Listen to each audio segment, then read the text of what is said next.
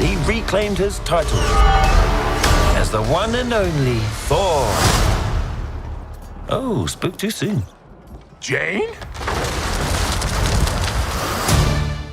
Thor Love and Thunder, or Thor 4. Jeez, there's 4 of these Thor movies now. He must be the most oversaturated of these Marvel films, which I guess makes sense. Chris Hemsworth seems to really enjoy the character, and he's still a popular fan favorite, so why not? This is a direct continuation from Ragnarok and Avengers Endgame. Last we met Thor, he had joined the Guardians of the Galaxy to find himself. This film follows Thor Odinson as he encounters a new threat known as Gorr the God Butcher, who is on a quest to rid the universe of gods for his own reason. Along the way, Thor teams up with King Valkyrie, his friend the rock giant Korg, and the mighty Thor, Jane Foster, whose reasoning for being the mighty Thor I will not spoil, but it's actually really great. Surprise! This is an action rom-com, and it works surprisingly well. Directed by Taika Waititi, he seems to have taken the issues Ragnarok had and fixed it mostly. The action is creative and awesome, the emotions are strong, and the settings are varied and creative as well. The humor is where it falls off. It's a hit or miss with only a few lines that really got me chuckling and way too many screaming goats. A couple running jokes don't work very well, but overall it's a very well-paced, emotionally driven story that has a satisfying and honestly surprising conclusion that has me interested to see where it goes, opening the door for other characters like Moon Knight to join in as well. That'd be a bizarre pairing. Speaking of characters, Christian Bale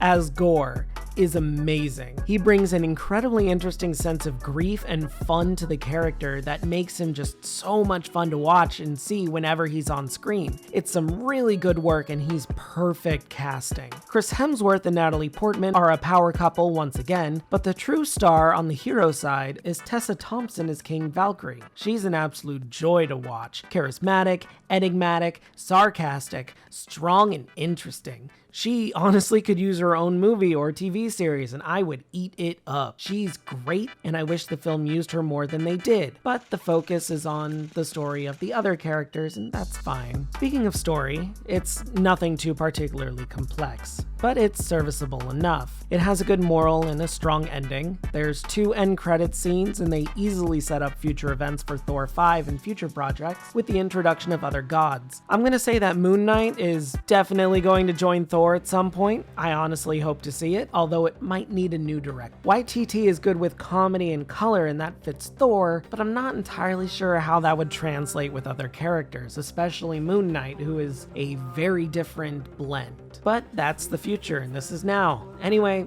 this film's good. It's solid, knows what it wants to be, and has a unique identity and an interesting ending, leaving us wanting more. There's some quote-unquote controversy because it happens to have 2 gay characters, but who really cares at this point? I shouldn't have to mention it. It's fine. Don't let it stop you from seeing it. This deserves a watch. Thor Love and Thunder gets an 8 out of 10 from me. Hey guys, thanks for sticking around for another one of these. Thor has never really been my favorite, but I think he's still good. For the most part, he does have some issues here or there, but overall, he's fun to watch, and this is a fun movie. I still think my favorite Thor film is probably The Dark World. I know everyone hates that film, but I thought it was fine. I don't remember a lot of it, though, so maybe I am speaking out of not remembering right, but I don't know.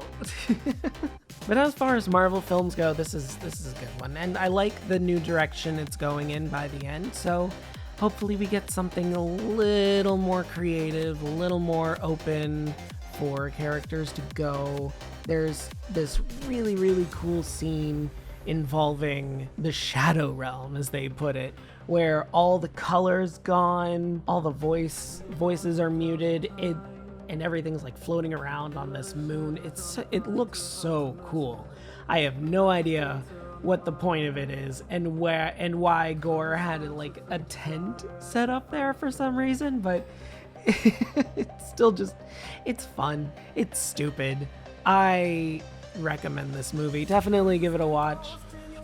I don't know if I'd say it's the best Marvel film. There's definitely other good Marvel films, and this doesn't even come close to Guardians of the Galaxy 2. Speaking of the Guardians, they are in here, but yeah, only for like 5 minutes, and only for the opening, and they barely have any lines whatsoever. So if you're expecting, them to have a somewhat prominent role in this film, they're not. They're essentially glorified cameos. Sorry about it, but that's how this film goes. Anyway, that's it for today. Remember to like, comment, subscribe. Let me know what you think in the comments below. Ring that bell so you don't miss a video. And that's it. Have a great day, and if you're not, have a better one. See ya.